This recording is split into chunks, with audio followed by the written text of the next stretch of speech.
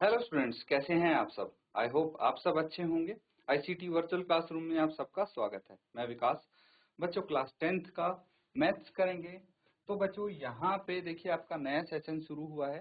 तो हम नए सेशन में एकदम फ्रेश स्टार्ट करेंगे और आपका चैप्टर 1 से, ठीक है, चैप्टर 1 से हम मैथ्स पढ़ेंगे। बेसिक चीजें हम यहाँ पे सीखने वाले हैं, बिल्कुल स्टार्टिंग से। तो सबसे पहले हम ये समझ जाते हैं कि भाई रियल नंबर्स होते क्या हैं, ठीक है। तो all rational and irrational number are called real number, ये समझ लीजिए। रैशनल और इरेशनल नंबर मतलब क्या हुआ? परिमेय संख्याएं। रैशनल नंबर यानी परिमेय संख्याएं।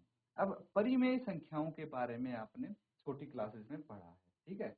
तो परिमेय संख्याओं के बारे में आप 7th 8th 9th से पढ़ते आ रहे हैं। परिमेय और अपरिमेय संख्याएं क्या होती हैं। एग्जाम्पल 3, 4, √5, 8/9, ठीक है, ये इनके एग्जाम्पल हैं। The set of real number is denoted by R. R से हम रियल नंबर के सेट को डिनोट करते हैं। Real numbers can be represented on a number lines.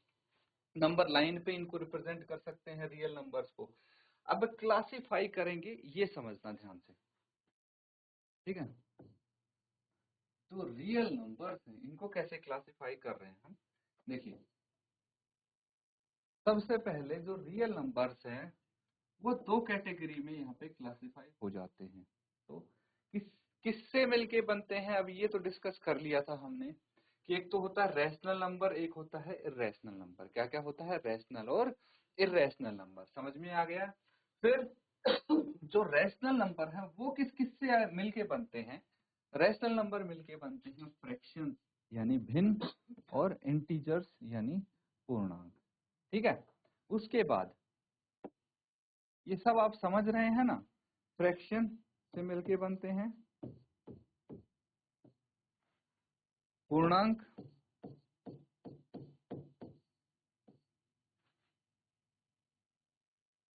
ये है परिमेय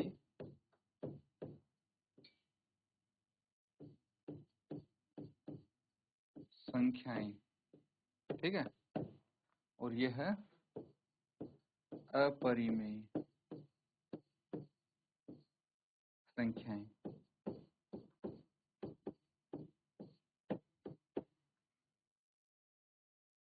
रियल नंबर्स यानी वास्तविक संख्याएं।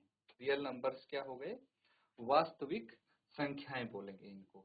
अब जो इंटीजर हैं वो किससे मिलके बनते हैं? एक तो होते हैं नेगेटिव, है ना, ऋणात्मक, और होल नंबर्स यानी पूर्ण संख्याएं। होल नंबर्स यानी पूर्ण संख्याएं। होल नंबर्स में क्या क्या आता है? नेगेटिव नंबर्स में क्या क्या आता है? -1, -2, -3 and so on. Whole numbers में क्या क्या आता है? 0, 1, 2, 3, 4 एंड सो ऑन, है ना। तो यही यहाँ पे बताया गया है कि भाई होल नंबर किससे मिलके बनते हैं? जीरो और नेचुरल नंबर से। समझ में आ गया? इस टेबल को नोट करेंगे,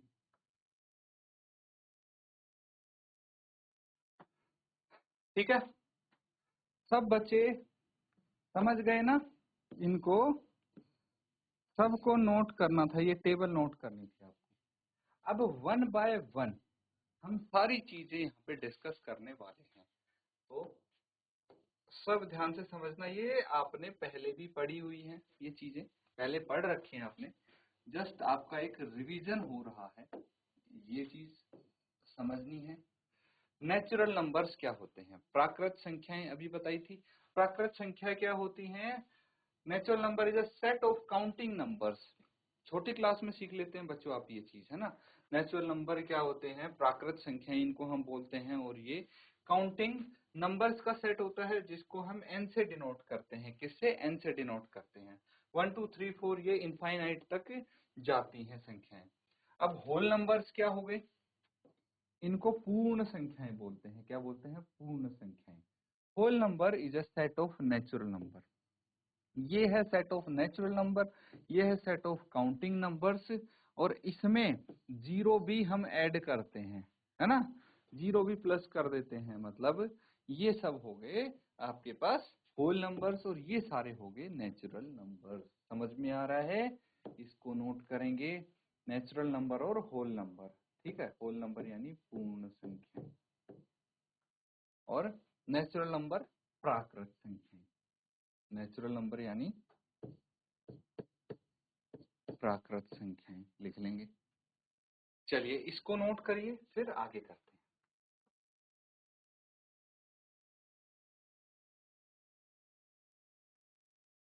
ठीक है बच्चों, क्लियर है चीजें? अब आगे देखिए, और भी चीजें आपको यहाँ पे हम डिस्कस करेंगे आपके साथ। अब उस टेबल में जो जो आपने देखे थे, है ना, जो जो नाम देखे थे, सब यहाँ पे डिटेल में डिस्कस होने वाले हैं। तो ये क्या आ जाएगा? ये आ जाएगा हमारे पास इंटीजर्स। इंटीजर्स क्या हुआ? Integer is a set of whole numbers and negative of all natural numbers. ठीक है, तो नेगेटिव ऑफ नेचुरल नंबर तो ये हो गए एंड होल नंबर्स ये हो गए। ठीक है, और इनको मिला के क्या बन गया? इंटीजर बन गया। इसको इंटीजर को हम क्या बोलते हैं? पूर्णांक। क्या बोलते हैं? पूर्णांक। अभी बताया था मैंने वहां पे। ठीक है, तो ये हो गया पूर्णांक। अब बात आती है रैशनल नंबर की। रैशनल नंबर्स क्या होते हैं? परिमेय संख्याएं डिस्कस की थी ना अभी। All the natural numbers, all the numbers. ठीक है, रैशनल नंबर क्या हुआ? ऑल द नंबर्स, नेचुरल हटा देंगे हम यहाँ से। All the numbers that can be written in the form where integers are in, कौन सी फॉर्म में होंगे? यहाँ पे मैं लिख देते हैं, वेयर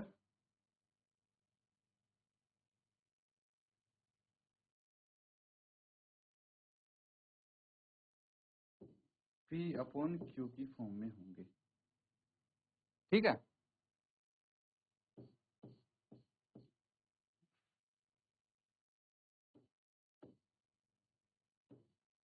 एंड यहाँ पे नीचे मैं लिख देता हूँ Q is not equal to 0 और कॉल्ड रैशनल नंबर्स। क्या बोलेंगे? रैशनल नंबर्स बोलेंगे उसको। ठीक है, where integers are in form of p upon q। किस फॉर्म में है? p अपॉन q की फॉर्म में है। Are in form p by q। और यहाँ पे q 0 नहीं होना चाहिए। क्यों नहीं होना चाहिए 0? क्योंकि अगर डिनोमिनेटर 0 हो गया तो क्या होगा? नॉट डिफाइंड आ जाएगा वो, इसीलिए 0 नहीं होता। तो जैसे कोई भी इंटीजर है उसको आप रैशनल नंबर की फॉर्म में लिख सकते हैं। कैसे लिख सकते हैं? जैसे इंटीजर तो बहुत सारे हैं ना, -3 है, तो -3/1 क्या है? ये रैशनल नंबर है। तो इनसे मिलके हम ये बना सकते हैं। ये चीज समझ लेना, नोट करेंगे इसको।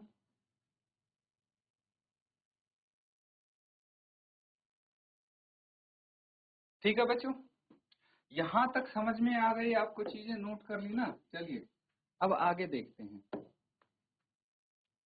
ये सब रैशनल नंबर होते हैं। ठीक है, तो ये चीज इंपॉर्टेंट है ना? जो भी रियल नंबर है इस फॉर्म के, उनको हम क्या बोलेंगे? रैशनल नंबर बोलेंगे। इंटीजर्स को हम इस फॉर्म में रिप्रेजेंट कर सकते हैं। अब बात आती है इरेशनल नंबर्स की। ठीक है, ये थोड़ा सा ध्यान देना पड़ेगा इन चीजों पे आपको। तो यहाँ पे इरेशनल नंबर के बारे में समझिए। All the numbers that can not be written in the form, सारे रैशनल नंबर जो किस फॉर्म में नहीं लिखे जा सकते? In the form p upon q। ठीक है, p अपॉन q की फॉर्म में जो नहीं लिखे जा सकते, इसको अभी काट देंगे हम।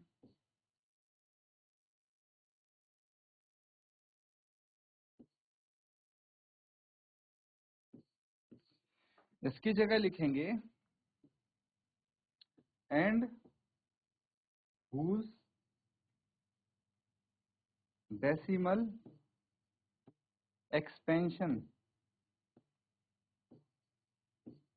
expansion are non-terminating and non-repeating decimal numbers are irrational numbers. ठीक है, whose decimal expansion are non-terminating and non-repeating, इसको भी हटा दीजिए, are irrational number। तो ये चीज यहाँ पे समझ जाइए कि भाई P अपॉन Q की फॉर्म में होना चाहिए और उनका जो डेसिमल एक्सपेंशन है वो नॉन टर्मिनेटिंग होगा, नॉन रिपीटिंग होगा, उसको हम इरेशनल नंबर कहेंगे। अब ये दो चीज है ना, ये पता है नॉन टर्मिनेटिंग क्या है?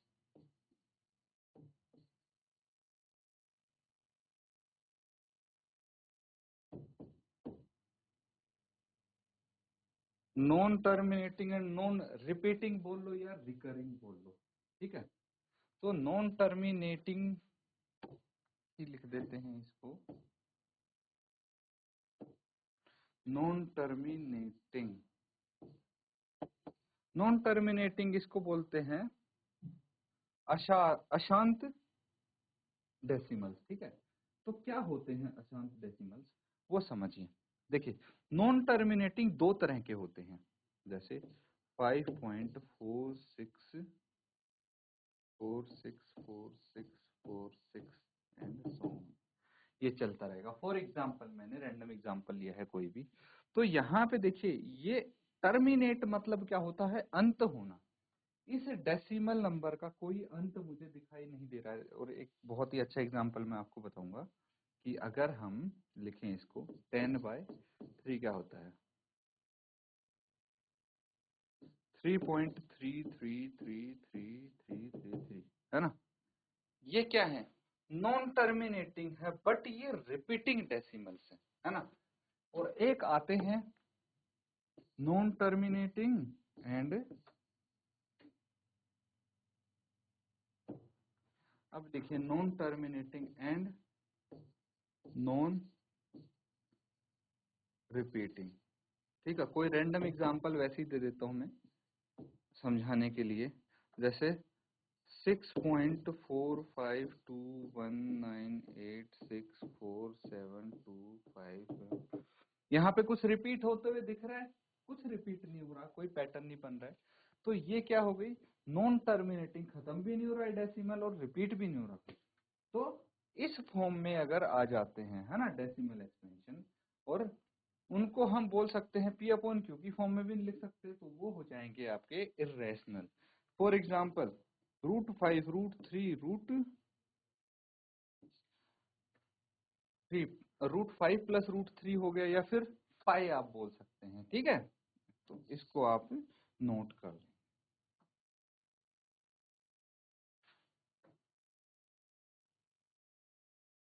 ठीक है बच्चों, नोट कर लिया सबने। चलिए आगे समझते हैं अब कुछ चीजें। देखिए इसके यहाँ पे एग्जाम्पल यहाँ पे समझने की कोशिश कीजिए। नाउ कंसीडर अंडर रूट, जो ये अंडर रूट है, तो अगर मैं √3 की वैल्यू कैलकुलेट करूं तो क्या आएगी, ठीक है। √3 की वैल्यू देखिए 1.732050807568 एंड ये कंटिन्यू होती जा रही है आगे, ठीक है। तो ये क्या है, आगे तक जा रही है। तो ये क्या है, the decimal number do not repeat and do not terminate. तो ये जो डेसिमल नंबर है ना ही तो ये रिपीट हो रहा है ना ही ये खत्म होके दे रहा है, इसको बोलेंगे इरेशनल। समझ में आ गए।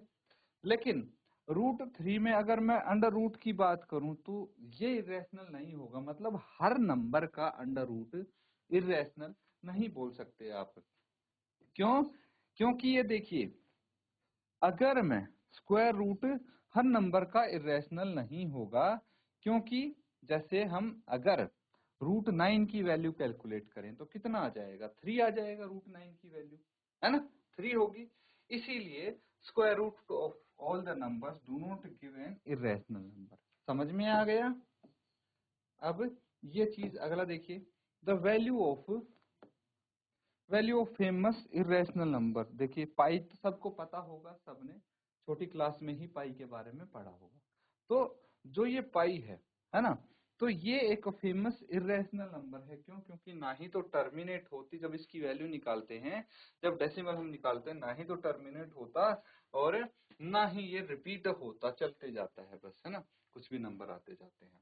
तो इसीलिए इसको भी हम इरेशनल नंबर बोल सकते हैं। ये कुछ एग्जाम्पल है इरेशनल नंबर के, आप नोट कर लेंगे।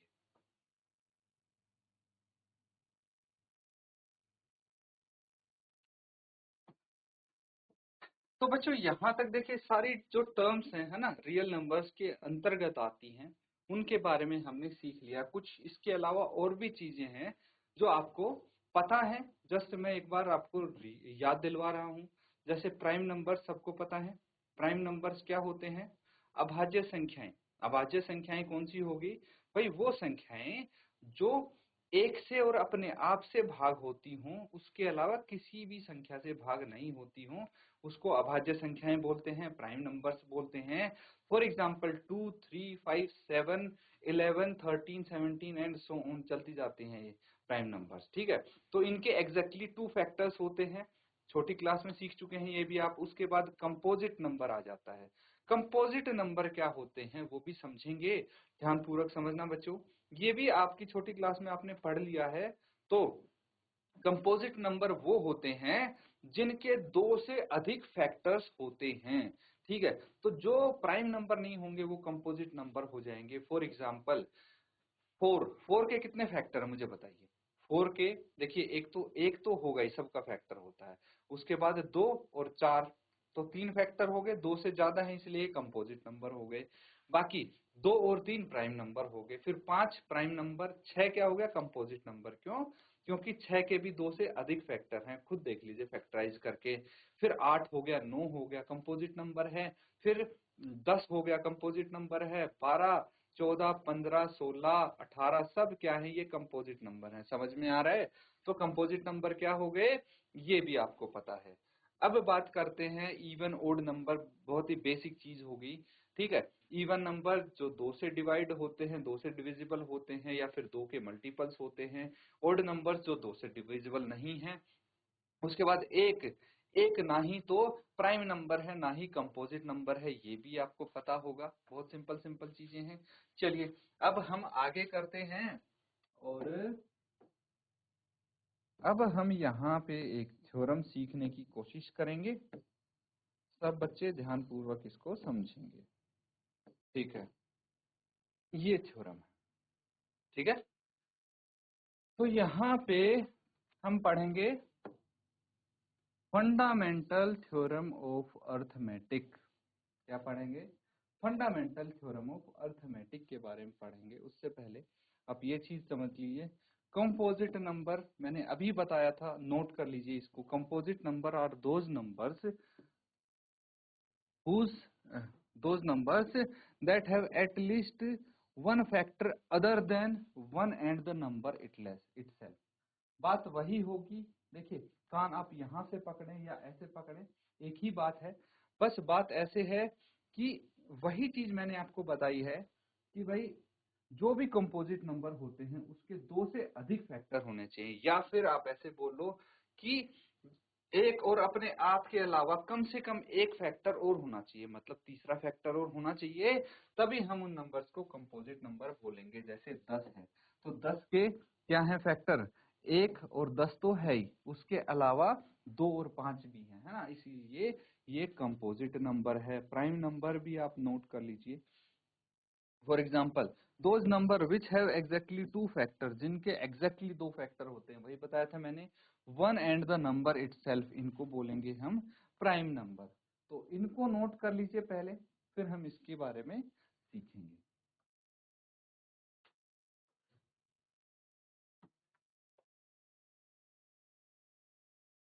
तो ठीक है बच्चों, फिलहाल हम यही करेंगे। इसको आप लिख लीजिए, ये चीज और लिख लीजिए, अंक गणित, अंक गणित की आधारभूत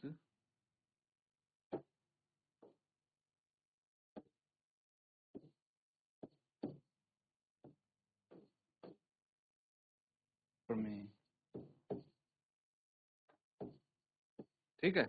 और जो कंपोजिट नंबर होते हैं उनको हम क्या बोलते हैं, भाज्य संख्या बोलते हैं। क्या बोलते हैं, भाज्य संख्या। यहाँ लिख लीजिए, भाज्य संख्या। और ये हो गई प्राइम नंबर, अभाज्य संख्या। इनको अच्छे से आप रिवाइज करेंगे, लिख लीजिए इसको आप।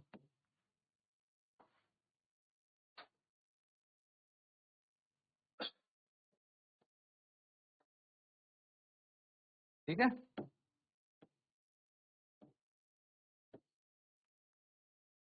तो बच्चों, जो आज हमने बेसिक चीजें की है, क्या क्या की है, एक बार रिकैप कर लें। तो हमने रियल नंबर्स के बारे में पढ़ा है कि रियल नंबर्स में क्या क्या आते हैं, रैशनल नंबर आते हैं, इरेशनल नंबर आते हैं। फिर रैशनल नंबर के अंतर्गत क्या क्या आते हैं, वही रैशनल नंबर के अंतर्गत इंटीजर्स आते हैं, फ्रैक्शंस आते हैं। ऐसे कर करके हमने बहुत सारी टर्म्स सीखी हैं, उनकी डेफिनेशन सीखी है, उसमें एग्जाम्पल्स की मदद से उसको करके देखा है। फिर हमने fundamental theorem of arithmetic start करेंगे। उससे पहले क्या क्या चीज जाननी जरूरी है वो हमने सीखा है, कंपोजिट नंबर, प्राइम नंबर। ये बेसिकली हमने रिकैप करने की कोशिश की है जो आपने छोटी क्लासेस में पढ़ा है। कुछ नया अभी तक नहीं आया है, तो इसको अच्छे से रिवाइज करके आइए, ताकि जब हम इस चैप्टर की चीजें पढ़ना शुरू करें तो आप अच्छे से उनको सीख पाएं, समझ पाएं और उसके आधार पे क्वेश्चन कर पाएं। इसी के साथ आज का सेशन हम यहाँ पे एंड करेंगे। Thank you and have a nice day.